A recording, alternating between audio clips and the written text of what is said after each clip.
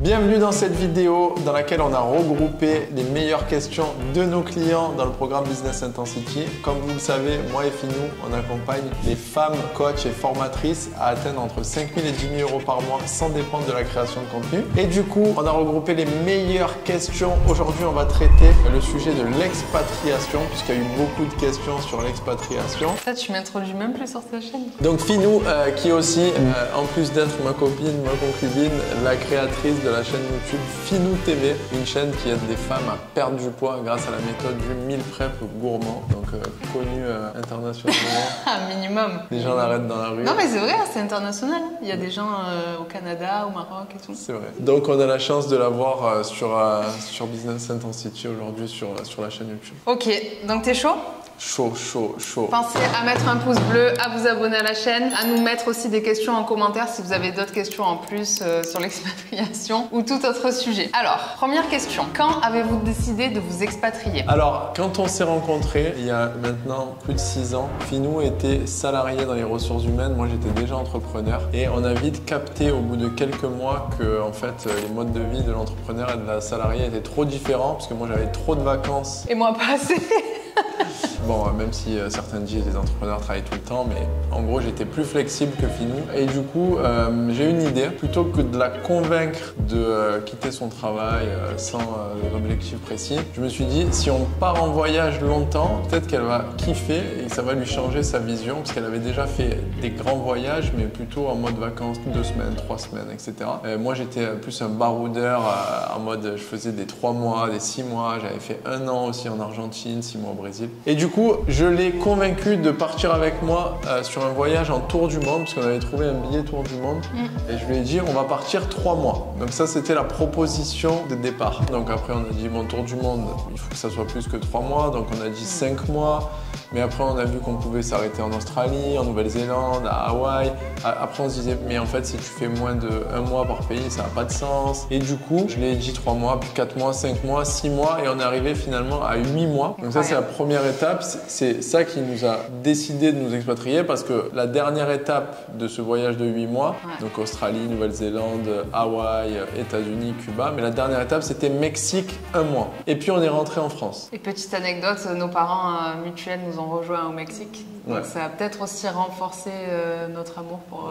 l'amour du Mexique que toi tu avais déjà fait en vacances. Et après, en fait, ce qui s'est passé, c'est qu'on est resté en France et puis on a voulu partir, on hésitait entre plusieurs destinations. Finalement, on s'est dit on va aller à Bali. Il y a eu des problèmes à Bali à cause du Covid, des problèmes de visa. Et du coup, on a dit on va aller au Mexique 3 mois en attendant puisque le Mexique était ouvert et on est resté 3 ans. À la base, on avait pris un aller-retour, 3 mois. Ah oui, c'est vrai. Parce que Dorian, il avait déjà fait des expériences de vie à l'étranger. Quand j'ai expérience de vie, pour moi, c'est on va dire 3 mois de vie à l'étranger. Et moi, j'avais jamais essayé, à part le tour du monde. Mais le tour du monde, du coup, c'était plus un voyage. On savait qu'on allait revenir et c'était pas vraiment une expérience de vie fixe à un endroit avec un appartement, etc. Donc on s'est dit, on prend 3 mois aller-retour et on rentrera en France et puis on ira à Bali. Et en fait, on a fait que modifier le vol retour. Je te rappelle. Ouais, c'est vrai, on a fait que modifier le vol retour. Finalement, on a fait quasiment 8 mois. On est rentré quand même en France du coup pour Noël. Et en fait, on est rentré, on a dit à nos parents, on devait partir 3 mois, mais en fait, on revient juste à Noël pour vous dire qu'en gros, on va rester au Mexique. On s'est installé au Mexique et on est revenu au Mexique. Et là, on s'est installé vraiment. Enfin, on était déjà installé, mais on s'est installé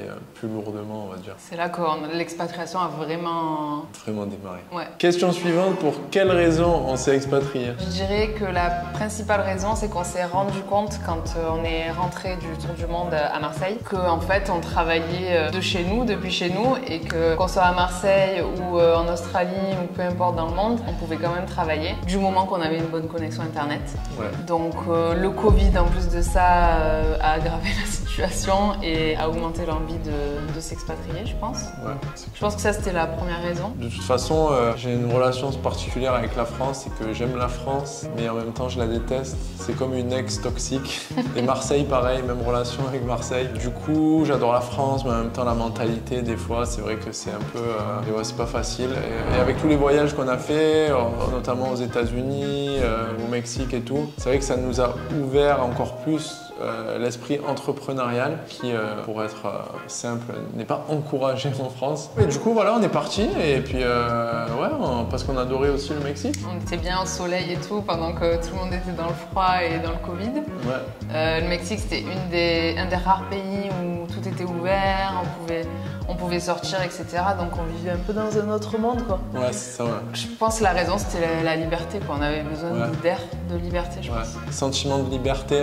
En France, on se sentait un peu oppressé, que ce soit par les trucs administratifs, tout ce qu'il peut y avoir en France. Il y avait juste, on s'est dit, notre famille va nous manquer et tout, mais après on s'est dit, bon, le Mexique c'est génial, ils viendront nous voir. Et finalement, c'est ce qui s'est passé, ils sont beaucoup venus. Autre question, qu'est-ce que ça a changé dans vos vies? Tout. Tout. C'est pas qu'est-ce que ça a changé dans nos vies, c'est que ça a changé nos vies. Déjà, la vie au Mexique n'a rien à voir avec la vie en France. La vie en France, c'est une vie comme on a toujours connue, on va dire. Et au Mexique, on a eu tout de suite ce sentiment de liberté qui n'est pas parti avec les mois parce que souvent les gens disent oui, mais c'est quand tu es en vacances, après s'installer dans le pays, ça n'a rien à voir. Donc dans notre cas, non, franchement, pendant 3 ans, on a ressenti un sentiment de liberté incroyable. Ouais, et puis de plus en plus, on s'est senti mexicain entre guillemets aussi, parce qu'au début on se sentait peut-être un peu touriste et encore, j'ai jamais trop le sentiment d'être touriste, mais moi quand j'arrive au Mexique, à Playa del Carmen, je me sens vraiment chez moi, quoi. Donc ça a changé toutes nos vies. Au Mexique il fait chaud tout le temps, on va à la plage tout le temps, enfin le week-end en tout cas. Moi ça m'a aidé aussi socialement un peu, parce que du coup tu dois tout reconstruire, tu dois te refaire des amis, tu dois apprendre la langue, te faire des amis dans la langue. C'est quand même apprendre à vivre aussi loin de tes proches, loin de ta famille, changer tes habitudes, réapprendre à te faire une routine, comment faire tes courses, tout un tas de trucs. Oui, ça change une vie, une expatriation, c'est vraiment une vie différente. D'ailleurs, c'est pas fait pour tout le monde. Il y a beaucoup de gens, on en a vu beaucoup d'expatriés qui partent et qui rentrent au bout de 6 mois, 1 an, quand les projets d'expatriation d'ailleurs sont pas très bien cadrés, parce que c'est pas fait pour tout le monde, honnêtement.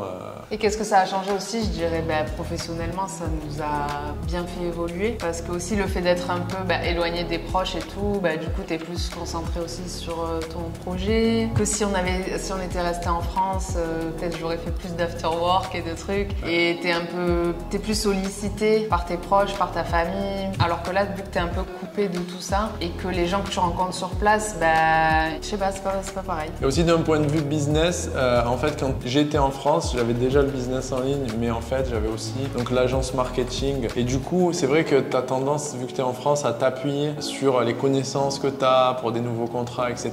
Et du coup, en partant à l'étranger, t'as plus trop le choix. En gros, tu es en mode full online, donc il faut que ton business online cartonne à fond.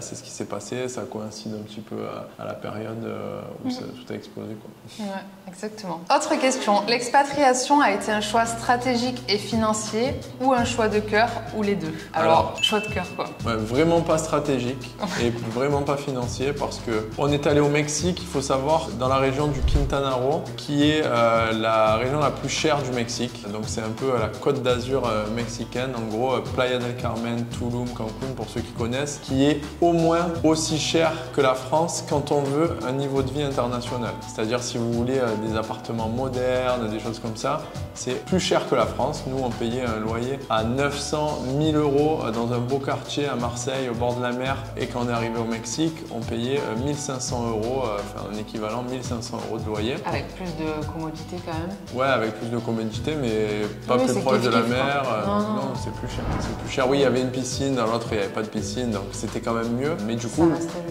le Mexique, c'est cher, donc c'est pas du tout un choix stratégique, financier. Non. Oui, après ça a amélioré notre qualité de vie quand même, mais pas en dépensant moins, c'est ça que je veux dire. Après, il y a des gens qui partent vraiment, et c'était peut-être un peu au début ce qu'on se disait, à Bali, pour 1000 euros, en fait, le loyer qu'on payait à Marseille, on se disait on va avoir une villa.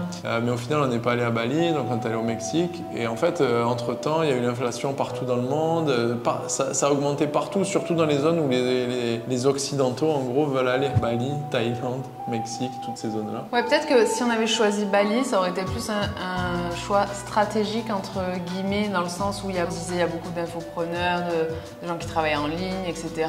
Comme tu dis, on peut avoir un logement bien pour un prix plus correct qu'au Mexique, etc. Peut-être ça aurait été plus un choix stratégique, puisque moi, Bali, c'était pas mon coup de cœur. Enfin, j'y suis allée une fois et j'ai aimé, mais c'était pas wow comme le Mexique. Mexique. Ouais, mais quand même, quand tu voyais des... Oui, ça me donnait envie, mais je sais pas, j'aurais... Le Mexique, c'est plus le sang, le Mexique, on va dire. C'est plus... Exactement. Je peux parler en marseillais. Hein.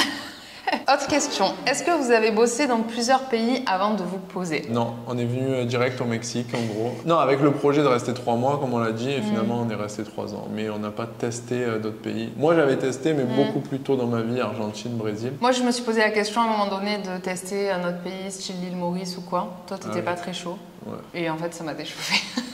Quels ont été vos obstacles administratifs à l'arrivée dans le pays choisi? Avez-vous demandé une autorisation de travail? Alors c'est une très bonne question. Au début, quand on est arrivé au Mexique, on est arrivé en visa touriste. Donc au Mexique, on vous donne 6 mois de visa touriste, ce qui est exceptionnel et assez long. Et du coup, on a fait ça. Après, on a prolongé une fois le visa touriste, puis on est rentré en France. Et au retour de France, du coup, on a eu un nouveau visa touriste de 6 mois, parce qu'en fait, on a 6 mois à chaque fois qu'on rentre à nouveau dans le pays. Mais on s'est dit non, cette fois-ci, on veut rester sur le long terme et on ne veut pas dépendre d'un visa touriste. Et du coup, on a pris un avocat, on a investi pour avoir une résidence temporaire de 4 ans. Et du coup, on a obtenu notre résidence temporaire. Et ça fait partie des éléments qui font qu'on s'est attaché au Mexique en mode on est mexicain, quoi.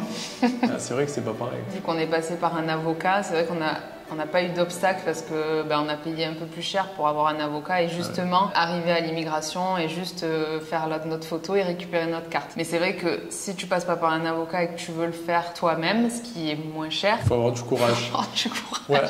En gros, il y a beaucoup de gens, parce que l'avocat, c'est vrai que ça coûte quand même, c'est un investissement, ça coûte, on a payé 5 000 $ à 2 pour avoir la résidence de 4 ans. Donc l'avocat, il facilite tout, on ne fait pas la queue à l'immigration, c'est en gros un service VIP. Mais il y a beaucoup de gens qui ne veulent pas payer et du coup, qui font soit tout le temps des visas touristes, donc ils ne sont jamais vraiment intégrés dans le pays, ou alors ils essayent de le faire par eux-mêmes, ça coûte beaucoup moins cher, mais il faut faire la queue, c'est galère, il y a toujours des papiers qu'on n'a pas, etc. Donc oui, il y a des obstacles administratifs, mais l'avantage au Mexique en tout cas et dans les pays on va dire plus ou moins du tiers-monde, c'est qu'il y a toujours des solutions avec un petit billet. Et même, je sais pas si c'est considéré comme un obstacle administratif, mais par exemple pour louer un appartement au Mexique, il y a 0 obstacle administratif. Ça c'est un par truc contre, de fou. Tu contactes quelqu'un qui met une annonce sur Facebook Marketplace, il te donne son WhatsApp, tu fais la visite dans la journée, t'aimes bien l'appart, ok, passeport.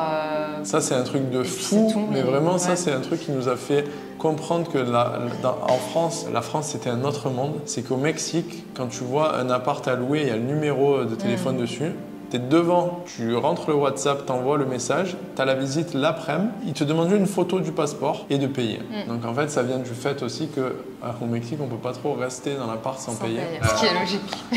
Mais ouais, ça c'est vraiment une grande facilité. Il y a beaucoup d'offres d'appartements. Ça c'est trop bien. Ouais. C'est trop bien. Tu as le WhatsApp des gens facilement, tu visites, tu l'as dans la journée. Ouais, c'est tac, tac, tac, tac. Vraiment, c'est aucune inquiétude. Tu vois d'autres obstacles administratifs? Non, franchement, c'est justement une des raisons pour lesquelles on adore le Mexique et les pays d'Amérique latine, c'est qu'il n'y a pas d'obstacles administratifs.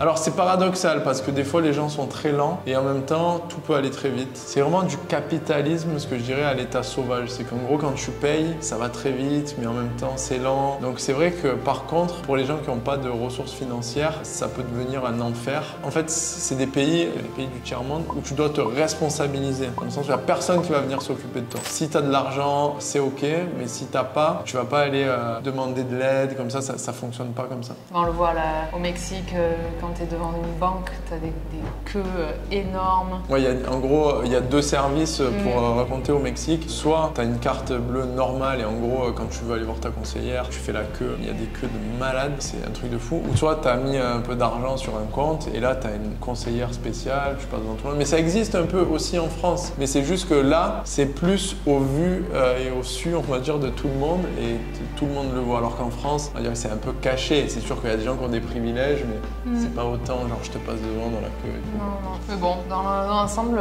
il y a beaucoup moins d'obstacles qu'en France. C'est pas dur en même temps. Il faut ton arbre généalogique sur 12 générations pour louer un appart. Minimum. Et encore, si ta grand-mère, elle avait fait un mois à Pôle emploi, tu peux être recalé. Obligé, là, tu es fiché. Autre question. Est-ce facile d'avoir accès à Internet partout dans le monde? Alors, partout, non. Ah, quoique maintenant, avec Starlink. Avec Starlink, ouais. Starlink, donc, c'est une solution satellite pour avoir accès à Internet partout dans le monde. Truc de Elon Musk, là. Est-ce facile? Non, d'avoir accès partout dans le monde. Enfin, oui, avec Starlink, mais sinon, en connexion normale. Enfin, oui aussi, dans les destinations qu'on choisit. Oui, nous, de toute façon, on a un business en ligne. Donc, en fait, on choisit que des destinations où il y a Internet. C'est évident. S'il n'y a pas Internet, la destination, on la regarde même pas, en fait. Parce que c'est quand même la liberté, mais il y a aussi, avec la liberté, la responsabilité de faire marcher son business. Sinon, la liberté, elle s'effondre. Ouais, le seul endroit qu'on a fait où c'était compliqué d'avoir Internet, c'était Cuba. Ah ouais, Cuba. Voilà, Cuba, t'as pas Internet, il faut que tu ailles dans des parcs avec une carte prépayée à l'ancienne. T'achètes une carte à 10 balles et t'es comme ça dans le parc. Et tout le monde est dans le parc comme ça sur son téléphone avec sa carte. Mais sinon, même au Laos et tout, on avait Internet. Enfin, c'est clair. Bon, après... Et après, dernière question. Au début de votre activité d'entrepreneur nomade, avez-vous eu suffisamment de Wi-Fi pour dispenser vos rencontres en visio? C'est une très bonne question. Donc déjà, nous, il faut savoir que le business en ligne, c'est vraiment important pour nous dans le sens où sans ça, on ne peut pas avoir notre liberté. Du coup, on choisit aussi les destinations en fonction du fait que est-ce qu'il y a Internet ou pas. S'il n'y a pas Internet, on n'y va pas ou alors on y va sur une période très courte. Donc par exemple, on était allé à Cuba, on s'était dit au moment où on va à Cuba, on est plus en mode vacances à Cuba. Et même quand on choisit des endroits où il y a Internet, lui c'est un fada de... Il prend des applications pour regarder le débit. Ah oui, bah c'est la base. Non mais voilà, mais même dans des pays où il y a un bon Internet, tu veux le meilleur des meilleurs Internet. C'est obligatoire. Alors, si vous ne pouvez pas travailler, en fait, à un moment donné, vos revenus vont plonger et vous allez retomber dans le piège inverse. Donc la liberté se transforme en cauchemar. D'ailleurs, il y a des personnes qui me disent oui, je veux être digital, en gros, je veux créer mon business digital et le développer, mais j'ai pas trop Internet chez moi. En fait, c'est pas cohérent. Si tu veux développer ton activité digitale, ta priorité numéro 1, même si tu fais 0 € aujourd'hui, c'est de prendre le meilleur Internet parce que c'est ton outil de travail. Sinon, ça veut dire que tu n'es même pas sérieux. Oui, puis si tu fais des rencontres en visio, il faut que tu aies une bonne webcam aussi. Enfin, c'est les petites bases, quoi. Les délires de oui, je vais me débrouiller pour économiser 30 € par mois en mode j'irai au café parce qu'au café, il y a un bon Internet. Ça, vous pouvez oublier selon moi si vous voulez créer un business sérieux. Parce qu'au café, on ne maîtrise pas s'il y a du monde, s'il y a du bruit. Les clients, ça va les déranger qu'il y ait du monde et du bruit. Donc même si vous dites excusez-moi, je suis au café, mais votre client, il a payé votre accompagnement, il n'a pas envie d'avoir du bruit. Donc à un moment donné, il faut aussi montrer que voilà, vous êtes sérieux, c'est votre business et vous prenez un Internet de qualité. Yes. Bon, il n'y a plus de questions, on a terminé les questions. Est-ce que tu veux rajouter un petit mot sur notre expérience d'expatriation ou... Alors là, on a parlé beaucoup de notre expatriation au Mexique, mais depuis pas longtemps du tout, on s'est expatrié au Panama. Donc si vous avez des questions aussi sur ça, n'hésitez pas à les mettre en commentaire, rajoutez des questions, on refera des vidéos si ça vous a plu sur tous les sujets qu'on verra dans les commentaires. Si cette vidéo vous a plu, n'hésitez pas à lâcher un énorme pouce bleu, à vous abonner à la chaîne et à vous inscrire à la newsletter numéro 1 des coachs et formatrices qui veulent développer leur activité sur Internet. Et on se retrouve très bientôt dans une prochaine vidéo.